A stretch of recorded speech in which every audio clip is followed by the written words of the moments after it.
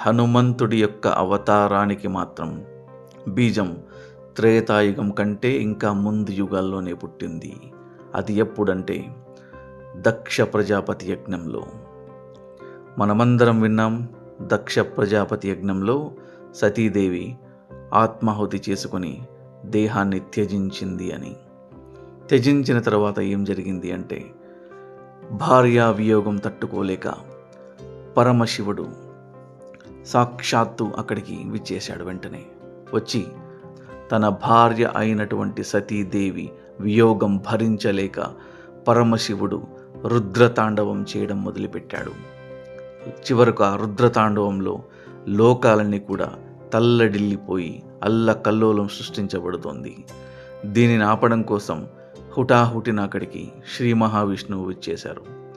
శ్రీ మహావిష్ణువు పరమశివుణ్ణి వారించడానికి ఎంతో ప్రయత్నం చేశారు. కానీ శివుడు రుద్రతాండంలో ఉండడం వల్ల, మహా ఆగ్రహావేశంలో ఉండడం వల్ల ఎవరి మాటలు వినే పరిస్థితిలో లేడు ఆయన.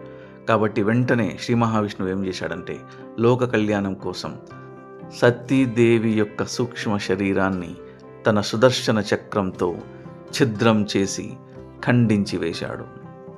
ఒక్కొక్క పార్ట్ ఒక్కొక్క పుణ్యక్షేత్రంగా, ఒక్కొక్క శక్తిపీఠంగా అవతరించింది తర్వాతి కాలంలో. ఎప్పుడైతే ఈ శ్రీ మహావిష్ణువు తన చక్రంతో తన భార్య యొక్క శరీరాన్ని ఛిద్రం చేశాడో, పరమశివుడు ఇంకా ఆగ్రహావేశంతో ఇంకా రెచ్చిపోయాడు. ఆగ్రహావేశాలు పెరిగిపోయి తను ఏం చేశాడంటే, తన కోపాన్ని శ్రీ మహావిష్ణువు మీద చూపించాడు. నేను ఇప్పటికే భార్యా వియోగంతో బాధపడి నేను ఇబ్బంది పడుతూ ఉంటే, ఎంతో క్రోధంతో ఉంటే, ఇంకా నా భార్య శరీరాన్ని నువ్వు ఛిద్రం చేస్తావా?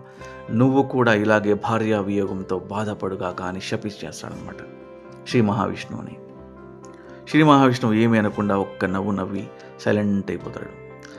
కొద్దిసేపు అయిన తర్వాత శివుడు తన యొక్క కాన్షియస్నెస్ని మొత్తం తెచ్చుకొని తను మళ్ళీ నార్మల్ స్టేట్ అయిన తర్వాత వచ్చి శ్రీ మహావిష్ణువు దగ్గరికి వచ్చి తను ఎంతో బాధపడి తనకి శపించినందుకు తను ఎంతో చింతిస్తాడు.